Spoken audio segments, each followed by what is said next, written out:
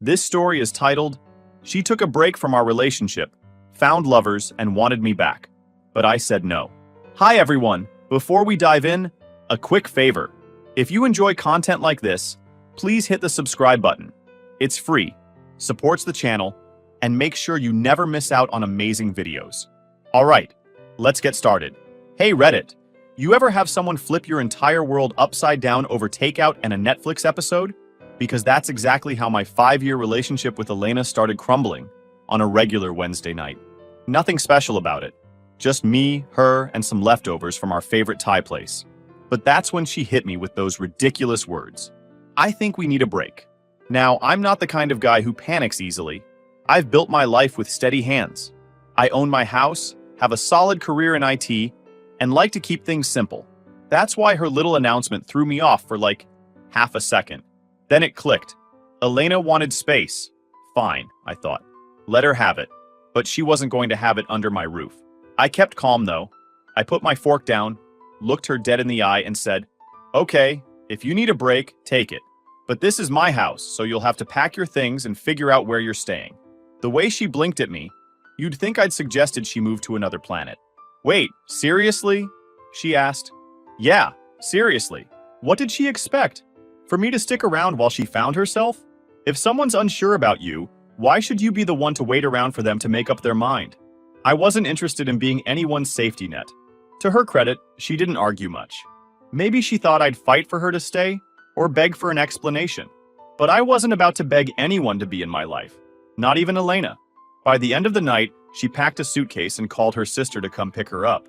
She stood at the door for a moment, looking like she wanted to say something. But I just opened the door and held it for her. That's the thing. If someone wants to leave, you let them. You don't hold on tighter and make them feel trapped. You let them go. Once the house was quiet, I sat in the living room, staring at the half-eaten pad thai on the coffee table. It didn't feel like some huge emotional scene. It was more like a shrug moment. I wasn't heartbroken or devastated. I was just annoyed. I'd built this life where Elena had every opportunity to be happy. And instead of talking to me about whatever was bothering her, she decided to take the easy way out. A break. The next day, I packed up the few things she left behind. Some toiletries, a couple of her favorite hoodies she always stole from me, and her dog-eared copy of Pride and Prejudice. I put everything in a box and stuck it in the hallway closet. If she wanted her stuff back, she could ask for it. I wasn't going to chase her down with a care package. Life without Elena didn't change much at first. I still got up at 6 a.m., went to the gym, and spent my days working on client projects. The house was quieter, but that wasn't necessarily a bad thing. I had more time to think, more time to focus on myself. It wasn't like I didn't care about Elena. I just wasn't going to let her absence throw my entire life off balance. What did throw me off, though, was how easily she'd walked away. I started replaying the past few months in my head, wondering if I'd missed something. Were there signs she was unhappy? Were there moments I should have noticed her pulling away? I didn't think so. Our relationship wasn't perfect, but it wasn't on life support either. We didn't fight much. And when we did, it was over dumb stuff like what to order for dinner or who left the toothpaste cap off. Normal couple things. Elena never mentioned feelings tuck before. She never gave me any real warning that she was thinking about taking a step back. She just decided. And that's what annoyed me the most. Relationships are supposed to be partnerships. You don't just decide unilaterally to hit pause. You talk. You figure it out together. But she didn't give me that chance. She made her decision and expected me to sit around twiddling my thumbs until she was ready to come back. No thanks. Over the next few days, I started hearing from friends and family who'd caught wind of what happened. My sister called me first. She left? Just like that? She asked, sounding more shocked than I felt. I gave her the short version of the story, and she was quick to reassure me that I'd made the right call by not begging Elena to stay. Don't let her walk all over you, she said. If she doesn't know what she has, that's on her. Then there was Alex, my best friend and unofficial therapist. He swung by the house a couple of nights later to check on me. He wasn't one for pep talks, but he did point out the obvious. You dodged a bullet, man. If she's this indecisive now, imagine how she'd act in a real crisis. That stuck with me. If Elena couldn't handle the everyday ups and downs of a relationship, what would have happened when life got tough? What if we'd been married? What if there were kids involved? It was better to find out now before things got any more complicated. By the end of the week, I felt like I'd made peace with the whole situation. If Elena wanted her break, she could have it. I wasn't going to chase after her or waste my time wondering what she was up to. That's the thing about people who say they need space. Half the time, it's not about finding themselves. It's about finding out if the grass is greener somewhere else. And if they think they can come back to you once they're done looking, they're dead wrong. I knew I deserved better than that. And I wasn't about to settle for someone who didn't see my worth. So I kept moving forward, confident that I'd made the right choice. And honestly, it felt pretty damn good. It didn't take long for people to start talking. When someone moves out, especially when you live in a close-knit neighborhood and share a lot of mutual friends, the whispers spread fast. I wasn't the type to go around announcing, "Hey, Elena wanted a break, so she's gone now." But apparently, she didn't have the same level of discretion. At first, it was just small things. A friend of mine, Jordan, texted me about a week after Elena left. "Hey man, hope you're doing okay. I ran into Elena at the dock last night. She seemed different." Different? What was that supposed to mean? I didn't reply right away because I didn't feel like unpacking the subtlety. I didn't ask Jordan for more details either. Let her be different. She wasn't my problem anymore. But then another friend, Lauren, called me a couple of days later. "I wasn't sure if I should tell you this," she started, which is always a great opening line when someone's about to spill something you probably don't want to hear. "I saw Elena out with some guy at the tavern last night. Looked kinda cozy, you know?" Cozy. That word stuck with me. Not because I cared what she was doing. I meant it when I said she could have her space, but because it confirmed something I already suspected. This break wasn't about self-discovery or whatever she claimed. It was about seeing what else was out there. And clearly she wasn't wasting any time. I thanked Lauren, told her I appreciated the heads up, and hung up. I wasn't mad, at least, I didn't think I was. I wasn't jealous either. If anything, I felt a little insulted. 5 years together, and the first thing she does after leaving is hit up some bar with another guy? It wasn't even about me wanting her back. It was about basic respect. The whispers didn't stop there. Over the next week, more people started chiming in with their unsolicited updates. My neighbor, Janice, caught me outside while I was mowing the lawn. "Hey, Noah," she said, leaning over the fence like she had a juicy piece of gossip to share. "I saw Elena out jogging with some guy yesterday morning. He's new, right? I haven't seen him around before." I just shrugged. "Probably," I said. "Doesn't really matter to me." Janice gave me this look, like she couldn't tell if I was genuinely unbothered or just pretending to be. But that was the truth. It didn't matter. If Elena wanted to jog around with random guys or play the field, that was on her. I had better things to worry about, like keeping my lawn in check and focusing on my own life. The funny thing was, I wasn't even trying to find out what Elena was up to. People just kept telling me. It's like when someone tells you not to think about something, and suddenly it's all you can think about. I didn't ask for these updates, but they kept landing in my lap anyway. The most telling sign, though, came from Elena herself, or rather, her social media. I wasn't stalking her, let's get that straight. But one night, I opened Instagram to check something, and her profile popped up in my feed. You know how the algorithm works. It shows you what it thinks you want to see. Apparently, it thought I wanted to see Elena's stories. There she was, laughing in the background of someone else's photo, sitting across from a guy I didn't recognize.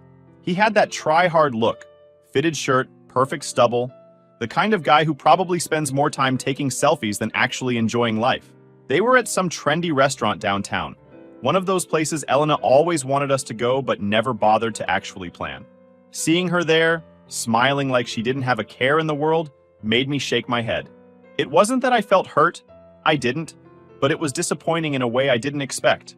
After these years together, I'd have thought she'd take at least a little time to reflect or, I don't know, show some respect for what we had.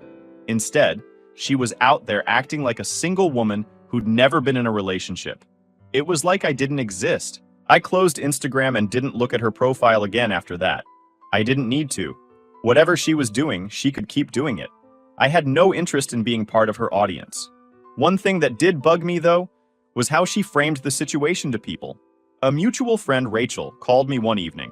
"So, Elena told me you two are taking a break," she said, her voice laced with skepticism. "But she made it sound like it was your idea." My idea? That made me laugh. "Rachel, I don't know what she told you, but let's be clear. Elena asked for the break, not me. I just told her she couldn't stick around here while she figured it out. She needed space, so I gave it to her." Rachel sighed. "Yeah, that's not how she's spinning it. She's acting like you pushed her out or something. That didn't surprise me. Elena always had a way of twisting things to make herself look like the victim. I wasn't going to waste my energy correcting her narrative, though. If people wanted to believe her version of events, fine. The people who mattered knew the truth, and that was enough for me. The most ironic part of all this? The more I heard about Elena's escapades, the more confident I felt in my decision to let her go. She wasn't the person I thought she was. Or maybe she was, and I just hadn't been paying attention. Either way, I didn't feel like I'd lost anything. If anything, I felt like I'd dodged a long-term headache. Every time someone told me about another guy she was spotted with, I'd just nod and move on. It became a joke between me and Alex. "Man, she's going through them like a buffet," he said one night. I laughed because it wasn't far from the truth. Elena wasn't finding herself. She was just trying to fill whatever void she felt with attention from random guys. And that wasn't my problem anymore. By the end of the second week, the whispers started to die down. Maybe people got tired of keeping me updated. Or maybe Elena's antics weren't as interesting anymore. Either way, I felt a sense of relief. I didn't need to hear about her life. I was too busy living mine. Here's the thing. When someone shows you who they are, believe them. Elena showed me she wasn't serious about us. She wanted to see what else was out there, and I wasn't about to stop her. But I wasn't going to wait around for her either. I had my house, my life, and my dignity. And that was worth more than any relationship with someone who didn't know what they wanted. 3 weeks after Elena left, I got a text from her out of nowhere. Just 4 words. "Can we meet up?" "No." "Hello." "No. How are you?" Just straight to the point. Honestly, I laughed when I saw it.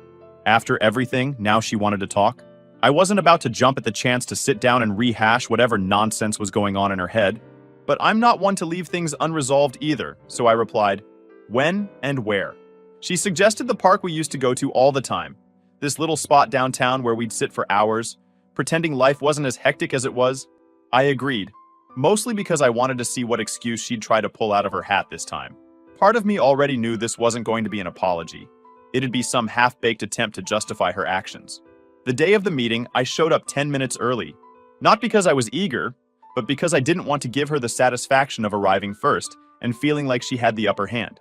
I grabbed my coffee on the way and sat at a chair near the big fountain, sipping slowly as I waited. When she came, I noticed 2 things. First, she looked like she'd been overthinking everything. Hair tied up, no makeup, wearing that oversized sweater she always reached for when she felt guilty about something. Second, she looked smaller somehow. Not physically, but in a way that made it clear she wasn't as confident as she'd been when she walked out of my house 3 weeks ago. She spotted me, waved awkwardly, and made her way over. I didn't stand up. I just leaned back in my chair and nodded. If she wanted to talk, she could do the work. I wasn't about to make this easy for her. "Thanks for meeting me," she started, sitting down. I didn't reply.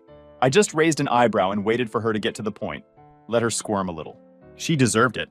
She launched into this long, rambling explanation about how she'd been feeling lost and confused when she asked for the break. She tried to spin it like she was doing me a favor by stepping away to figure herself out. "I didn't want to drag you down while I was sorting through my feelings," she said, avoiding eye contact. That one made me chuckle. Drag me down. I wasn't the one who needed sorting out. My life was stable. She was the one who couldn't figure out what she wanted. And somehow, she'd managed to convince herself that leaving was a selfless act. "I just needed time," she continued, "to see if I could be the best version of myself. For us. For us." Like she'd been doing all this soul-searching for my benefit. I almost rolled my eyes. When she finally stopped talking, "So," I said, keeping my tone neutral, "how'd that time work out for you?" That threw her off. She blinked a few times, clearly not expecting me to be so blunt. "It's been enlightening," she said hesitantly. "I realized that I was taking you for granted, that I wasn't appreciating everything you bring to the relationship." I didn't say anything, just nodded for her to continue. I wasn't about to help her dig herself out of this hole. "And, she added, her voice getting quieter, "I made some mistakes during the break." Mistakes. That was the word she chose. Not choices or decisions. Mistakes, like everything that happened was some kind of accident. "I heard about your mistakes," I said calmly, not letting any emotion show. "People talk, Elena. I know about the bar, the restaurant, the jogging partner." Her face turned red, and she started stammering. "I didn't mean for it to happen like that. I thought I needed to see if I was missing something." I shook my head. "You weren't missing anything. You had everything you needed, and you threw it away to see if you could find someone better. That's on you." She looked like she wanted to cry, but I didn't care. I wasn't going to comfort her. She was the one who chose to walk out, and now she had to deal with the consequences. "I realize now how much I care about you," she said, her voice shaky. "I want us to work things out. I want to come home." There it was. The big reveal. She wanted to come back, but not because she'd suddenly realized my worth. Because the fantasy she'd been chasing didn't live up to her expectations. Maybe the guys she was seeing didn't treat her the way I did. Maybe they weren't as patient or as stable. Whatever the reason, it didn't matter. She wasn't asking to come back because she loved me. She was asking because I was her safe bet. "No," I said simply, leaning back in my chair. She blinked, clearly not expecting that response. "No? That's right," I said. "You wanted a break and you got it. But you don't get to walk back into my life just because things didn't go the way you thought they would." She tried to argue, to plead her case, but I wasn't interested. I stood up. "Take care of yourself, Elena," I said before leaving. I didn't look back. I didn't wait to see if she'd follow me or call after me. As far as I was concerned, that chapter was closed. She'd made her choices, and now she had to live with them. If there's one thing I've learned from this, it's that you can't let someone treat you like an option. If they don't know your worth, you don't need to stick around waiting for them to figure it out. You move on, and you don't look back. And that's exactly what I plan to do. After that park meeting with Elena, I felt like a weight had been lifted. It wasn't just about turning her down or walking away. It was about reclaiming my own sense of worth. I hadn't realized how much I'd been carrying since she first said she needed a break. But now, I was done. No second guessing, no lingering doubts. The first thing I did when I got home was clear out the hallway closet. That box of her stuff, it all went into the trunk of my car. I drove straight to her sister's place and left it on the porch without a word. No text, no note. She could deal with it on her own time. I wasn't about to have her lingering in my space any longer than necessary. Over the next few days, I started settling into a new rhythm. My house felt different without Elena's presence, but not in a bad way. It was quieter, sure, but also more peaceful. I didn't have to worry about her passive-aggressive sighs when I left a dish in the sink, or her endless stream of suggestions about how I could improve the house. The house was mine again, and I made it a point to make it feel like mine. I rearranged the furniture in the living room, replaced the throw pillows she'd insisted on buying, and even swapped out the shower curtain. Small changes, but they made a big difference. Every little adjustment felt like a step toward reclaiming my space. One night, Alex came over to hang out. He hadn't seen the house since Elena left, and the first thing he said when he walked in was, "Man, it feels way better in here now. Like, I don't know, lighter?" I laughed. "Yeah, it's amazing what happens when you take out the source of the negativity." He smirked. "Dude, you're thriving, and I'm here for it. What's the plan now? Bachelor pad vibes?" I shook my head. "Nah, I'm not turning this into some party house. I just want to focus on me for a while. You know, get back to what makes me happy." Work became another area where I really started to thrive. Without the constant distractions of a messy relationship, I found myself diving deeper into projects and actually enjoying them again. My focus was sharper, my productivity shot up, and I started getting recognition for it. My boss even pulled me aside one day to say, "Whatever you're doing differently, keep it up. It's paying off." Funny how cutting the dead weight from your personal life can make everything else fall into place. The real shift, though, was mental. I started noticing how much clearer my head felt without Elena's drama taking up space. I wasn't constantly questioning myself or trying to figure out what she wanted or needed. I wasn't worrying about whether something I said or did would set her off. Of course, there were still moments where I thought about her. It wasn't like she'd completely disappeared from my mind, but those moments were fewer and farther between as the weeks went on. When I did think about her, it wasn't with anger or sadness. It was more like indifference. That indifference became even more solidified when mutual friends brought her up in conversation. One friend mentioned seeing her at a party, and all I said was, "Good for her." I didn't ask for details, didn't care to know who she was with or what she was doing. It didn't matter anymore. By the time a month had passed since our last meeting, I felt like a completely different person. Not because I'd changed, but because I'd finally gotten back to being myself, the version of me that didn't have to compromise for someone else's comfort. One of the best parts of this whole journey was realizing how much stronger I was than I'd given myself credit for. When Elena left, I could have let it break me. I could have spiraled, wallowed in self-pity, or tried to win her back. But I didn't. I stood tall, kept moving forward, and built a better life for myself in the process. It wasn't about proving anything to her, or to anyone else for that matter. It was about proving something to myself. And I did. Sometimes, the best thing you can do for yourself is let go of what's holding you back. Whether it's a toxic relationship, a dead-end situation, or just a mindset that's keeping you stuck, letting go can be the most liberating thing in the world. For me, that meant saying goodbye to Elena and everything she represented, and it was worth it. And now, standing taller than ever, I can say with complete confidence, I made the right choice. It had been about 6 weeks since Elena and I had any kind of contact. I wasn't checking her social media, I wasn't wondering what she was up to, and I definitely wasn't missing her. To me, that chapter was closed. So when I got a text from a random number saying, "Hey, this is Ryan. Can we talk? It's about Elena," I almost didn't respond. Ryan? Who the hell was Ryan?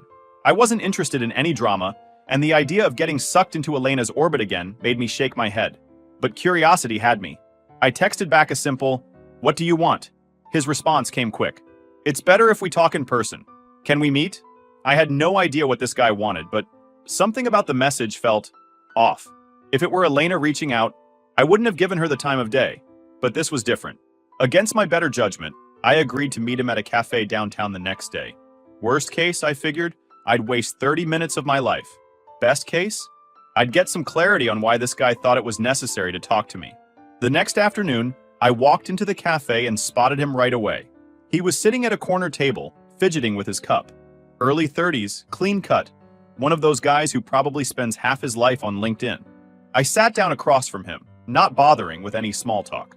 "You're Ryan?" I asked, and he nodded, looking more nervous than I expected. "Yeah, thanks for meeting me," he said, shifting in his seat. I wasn't sure if I should reach out, but I felt like you deserved to know the truth. The truth? I leaned back in my chair and crossed my arms. "All right then, what's the truth?" Ryan took a deep breath, like he was gearing up to confess something big. "So, I've been seeing Elena," he started, his eyes glued to the table. Or I was, anyway. I raised an eyebrow but didn't say anything. No surprise there. I already knew Elena had been jumping from guy to guy since she left. The difference was, I hadn't cared enough to put faces or names to any of them. Ryan was just another name on the list. He must have noticed my lack of reaction because he kept talking, words tumbling out faster now. The thing is, when we started seeing each other, she told me you two were done. Like, completely done. She said the break was just a formality, and that you were emotionally checked out. I almost laughed at that. Emotionally checked out? I repeated, shaking my head. Yeah, that's not how it went down. She asked for the break. I told her to pack her bags. End of story. Ryan looked genuinely uncomfortable, which frankly, I found satisfying. He was starting to realize he'd been played. She made it sound like you were the one who didn't care, he admitted. Like she had no choice but to move on. Classic Elena, twisting the narrative to make herself look like the victim. It didn't surprise me, but it did confirm one thing. She hadn't changed. Not even a little. So why are you telling me this now? I asked, leaning forward slightly. What's the point? Ryan sighed, running a hand through his hair. Because I started noticing things. Little things that didn't add up. She'd mention you in passing, like you were still in the picture somehow. She'd tell stories about your house, about things you used to do together, and it didn't make sense if she was really over you. I didn't say anything, letting him keep digging his own hole. The longer he talked, the more apparent it became that he'd been strung along just like I had, except I'd woken up to it a lot sooner. She wasn't honest with either of us, he continued. She made me think you were the bad guy, but now I see it. She was keeping her options open, playing both sides. And when things between us started falling apart, she started talking about wanting to go back to you. There it was. The real reason he wanted to meet. Ryan wasn't here to clear his conscience. He was here because he'd been burned, and he didn't want to go down alone. Let me get this straight, I said, my voice calm but firm. She told you we were done, made you think I didn't care, and then tried to use me as a backup plan when things with you didn't work out? He nodded, looking sheepish. Pretty much. I leaned back in my chair and let out a low chuckle. Sounds like you've had a rough time, man. But here's the thing. I already knew she was like this. That's why she's not in my life anymore. Ryan looked surprised, like he expected me to blow up or feel betrayed. But why would I? Elena had shown me exactly who she was. I didn't need Ryan to validate what I already knew. For a moment, we sat there in silence. Ryan fidgeted with his cup again, clearly unsure of what to say next. Finally, he looked up at me and said, I just thought you should know. I didn't want you to think you were crazy or anything. Crazy? I repeated with a smirk. I'm not the one who got played. I saw through her the moment she asked for that break. You, on the other hand. I let the sentence hang, letting him feel the weight of his own choices. To his credit, Ryan didn't try to defend himself. He just nodded, like he knew he'd screwed up by getting involved with her in the first place. When we finally stood up to leave, Ryan hesitated for a moment before extending his hand. I considered ignoring it but decided to shake it anyway. No point in holding a grudge against someone who was just as much a victim of Elena's games as I'd been. Good luck, he said, his voice quiet. I hope you find someone who deserves you. You too, I replied, though I wasn't sure he'd learned his lesson yet. On the drive home, I couldn't help but laugh at how messy the whole situation had become. Elena thought she could keep both of us on a string, but instead she ended up with neither. It was poetic, really. She'd played herself. After my little chat with Ryan, I was done.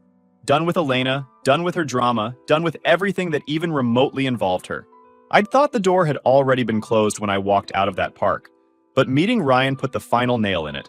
The confirmation that she had been stringing both of us along, that was all I needed to wipe my hands clean of her nonsense for good.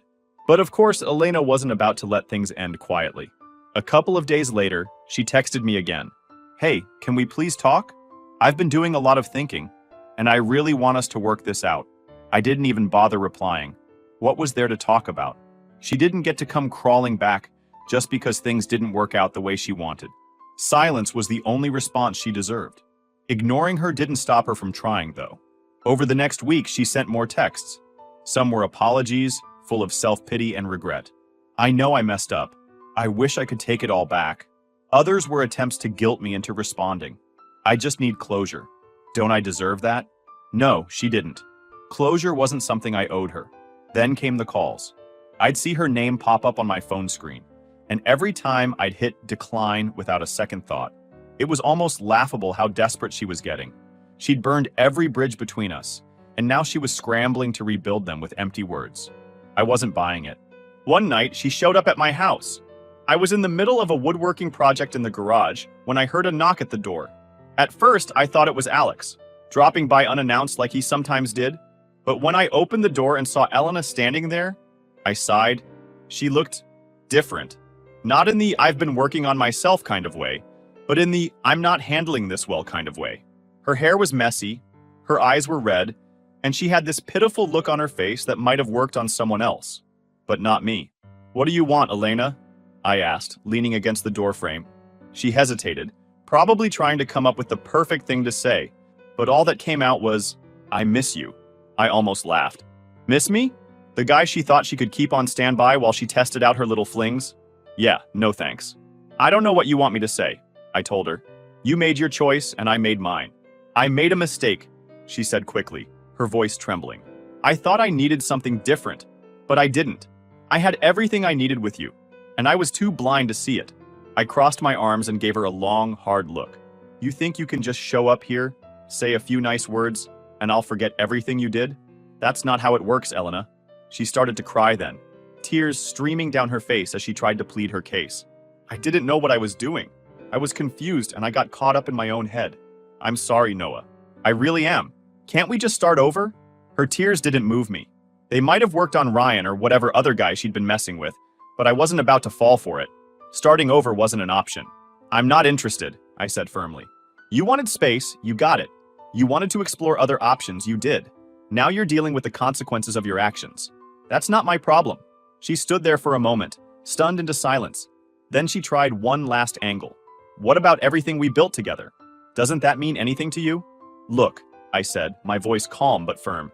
I don't hate you. I'm not angry anymore. But I'm not going to let you back into my life just because you realized you made a mistake. You need to move on, Elena. I have. Her face crumpled, and for a moment, I thought she was going to argue again. But instead, she just nodded, wiping her tears with the sleeve of her hoodie. I'm sorry, she said quietly, for everything. I didn't respond. What was there to say? I closed the door as she walked away, not bothering to watch her go. I felt nothing. No sadness, no anger, no regret. Just relief. She was out of my life for good, and that was exactly where she needed to stay. After that night, she didn't try to contact me again. Maybe she finally got the message, or maybe she was too embarrassed to keep trying. Either way, I didn't care. My life was better without her, and I wasn't about to let her back in. I started planning a trip I'd always wanted to take but never had the time for. Life felt full again. Not because of anyone else, but because I was building it on my own terms. No games, no drama, just peace. Here's the thing. People like Elena don't change. They might say all the right words, cry all the right tears, but at the end of the day, their actions speak louder. And her actions told me everything I needed to know. She didn't value what we had. She thought she could walk away, try something new, and come back when it suited her. But that's not how life works. Not with me, anyway. I don't regret the time we spent together, but I also don't miss it.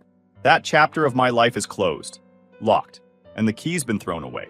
If she's smart, she'll learn from this and do better with the next guy. But me? I've already moved on. As for Elena, the first I heard about her downfall came from Janice, my nosy neighbor, who had a knack for keeping tabs on everyone in the neighborhood. "Noah," she said, "did you hear about Elena?" I hadn't, of course, because I wasn't going out of my way to keep tabs on her. "What about her?" I asked, more out of politeness than genuine interest. Janice lowered her voice like she was about to spill state secrets. Apparently, she lost her job. Something about messing up a big project and getting into it with her boss. I just nodded, not bothering to say much. I wasn't going to gloat about her misfortune.